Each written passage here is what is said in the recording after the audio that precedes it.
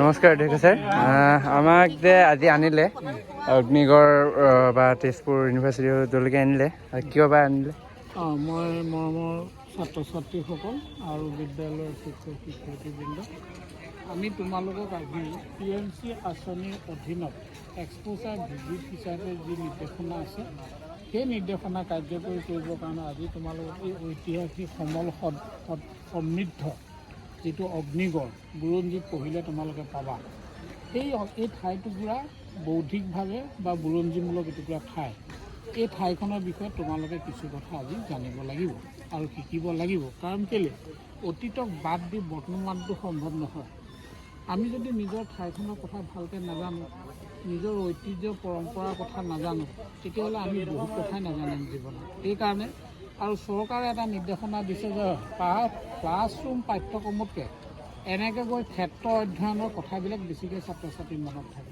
তোমালোকৰ চাগে আৰু 20 বছৰ পিছতো এই ঠাইটুকুৰাৰ কথা মনত থাকিব কিন্তু আজি লিখা কথা এটা হয়তো পাহৰি যাবা চাই বুজোৱা কথা এটা পাহৰি যাবা কিন্তু এই বস্তুটো পাহৰি নোযোৱা হয়নে ইয়াৰ প্ৰেক্টিকেল ইউটিলিটিটো বহুত বেছি গতিকে অগ্নিগড়ত এটা খুব ৰোমাঞ্চকৰ কাহিনী আছে ৰোমান্টিক কাহিনী আছিলে এই ৰোমান্টিক কাহিনীটো ভগৱানৰ লগত জড়িত এইখিনি গোটেইখিনি কথা আমাৰ কলিতা ছাৰে তোমালোকক বুজাই ক'ব কলিতা ছাৰ এইটো বিষয়ত যথেষ্ট অভিজ্ঞতা থকা ব্যক্তি আৰু এই ঊষা অনিৰুদ্ধৰ মাজত যি এটা ৰোমান্টিক সুন্দৰ প্ৰেম কাহিনী আছে যে ভালপোৱা নিজৰ ভালপোৱা ল'ৰাজনক এখন মানে ৰাজ্যৰ ৰজাৰ জীয়েকে কেনেধৰণে তেওঁলোক সফল হৈছিল মিলন হৈছিল সেই কথাখিনি ইয়াত লিখিত হৈ আছে মই কলিতা ছাৰক অকণমান অনুৰোধ কৰিম কথাখিনি বুজাই ক'বৰ কাৰণে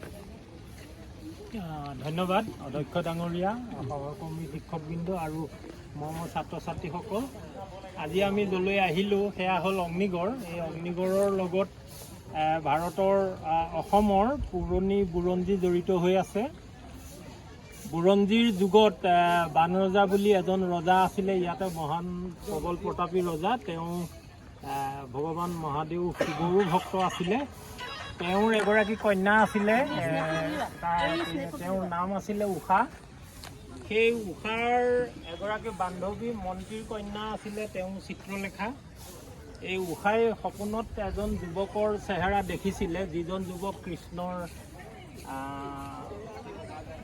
মিল আছে আৰু কৃষ্ণৰ পৰিয়ালৰ নাতিনীয়েক কৃষ্ণ আকৌ দ্বাৰকা একেবাৰে গুজৰাটতহে গতিকে এই চিত্ৰলেখাই কি কৰিছিলে সেইজনৰ ছবিটো আঁকি দেখাইছিলে আৰু সেইটো আকৃষ্ট হৈছিল তেওঁলোকৰ মাজত প্ৰেমৰ সম্পৰ্ক আহিছিলে তাৰপিছত তেনেকৈ চিত্ৰলেখাই বাতৰি অনা নিয়া কৰাৰ পিছত অনিৰুদ্ধ আহি ইয়াত পালেহি পাই ঊষাক লগ পাই তেওঁলোকৰ মাজত মানে প্ৰণয় সম্পৰ্ক গঢ় লৈ উঠিছে ইজনে সিজনক বিয়া পতাৰ তেনেকুৱা প্ৰস্তাৱ হৈছে কিন্তু সেই কথাটো পিতৃ বানৰজাই বৰ পচন্দ নকৰাৰ কাৰণে ঊষাক এই এটা গড়ত ৰাখিছিলে আৰু ঊষাক লগ কৰিবলৈ অহা অনিৰুদ্ধকো এই গড়ৰ ভিতৰত ভৰাই ৰাখিছিলে যেতিয়া অনিৰুদ্ধ ইয়াত বন্দী হৈ থকাৰ খবৰ গৈ দ্বাৰকা পালে তেতিয়া কৃষ্ণই পুত্ৰসকলক লৈ সৈন্য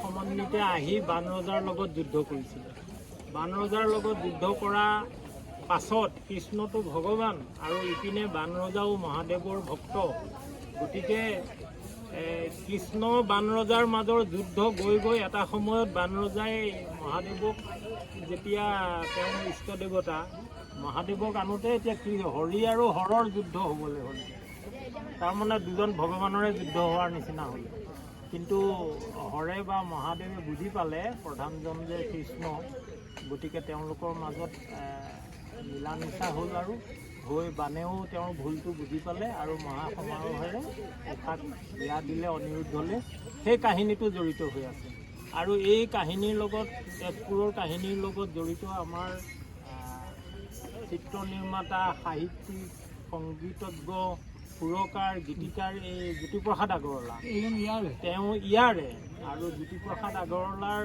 লগে লগে তাৰ পাছতে বিষ্ণু ৰাভা আমাৰ ভূপেন হাজৰিকাও এই তেজপুৰত কটাই তেজপুৰৰ সংগীত জগতখনক বহুত আগবঢ়াই নিছিলে অসমীয়া সাহিত্য সংগীত সমৃদ্ধ কৰিছিলে। সেইখিনি পাছত জ্যোতিপ্ৰসাদৰ যোগেদি চিনেমাও জয়মতী চিনেমাও তৈয়াৰ কৰা হৈছে গম পোৱা। গতিকে এই ইতিহাস প্ৰসিদ্ধ তেজপুৰ নগৰ মন্দিৰ নগৰীও কয়, উষা নগৰীও কয়, বানৰজাৰ নগৰ বুলিও কয়। গতিকে তেজপুৰ যথেষ্ট মানে তাৎপৰ্যপূৰ্ণ জেগা হয় আৰু তাতে এখন প্ৰধান ইউনিভাৰ্চিটি তেজপুৰ ইউনিভাৰ্চিটি হৈছে, য'লৈ আজি আমি ভ্ৰমণ কৰিম বুলিও আহিছোঁ। প্ৰধানকৈ অগ্নিগড়ৰ গুৰুত্ব ইমানকে কোৱা হৈছে। লিখি পাইছেনে অকণমান কথাবিলাক লিখিবা, লিখি কৰি নোট বহি এখন আমাৰ নীলিমা বাইদেউক দিবা। আজিৰ যাত্ৰাটো কি কি হ'ল ধুনীয়াকৈ এটা নোট লিখি পেলাই দিবা। এইটো এনভাইৰমেণ্টেল চেপ্টাৰত আমি বস্তুটো ক্ল'জ কৰি দিম। তোমালোকৰ এনভাইৰমেণ্টেল ফিল্ড ৱৰ্ক এটা থাকে, পইচা দি নিজে যাব লাগে। আমি যেনিবা এইটো চৰকাৰীভাৱে অধ্যক্ষ মহোদয় তোমালোকক কৰি দিম। ভাল লাগিলনে? এনেকুৱা কথাবিলাক জানিব লাগে। আৰু এই কথাবিলাকে কি কৰিব, IAS পৰীক্ষা হওক, ACS পৰীক্ষা হওক, ডাঙৰ ডাঙৰ পৰীক্ষাবিলাকত বিভিন্ন প্ৰশ্ন সুধিব। তোমাক যদি সোধে অগ্নিগড় ক'ত, তুমিতো ঘপকৈ কৈ দিবা তেজপুৰ, ক'ৰবাত নোকোৱা দিয়া। কিয় ক'ব পাৰিলা? তোমালোকৰ সাহস হৈ গ'ল, বুজিলা। সেইটোৱে আচল বস্তু। যেতিয়া মানুহে বুজি পায় তেতিয়া মানুহৰ ভয়টো কমি যায়। তোমালোকে যে কথা ক'বলৈ ভয় কৰা কাৰণ কি? তোমালোকে নাজানো। জনা মানুহে ভয় কৰিব নেকি? নকৰে।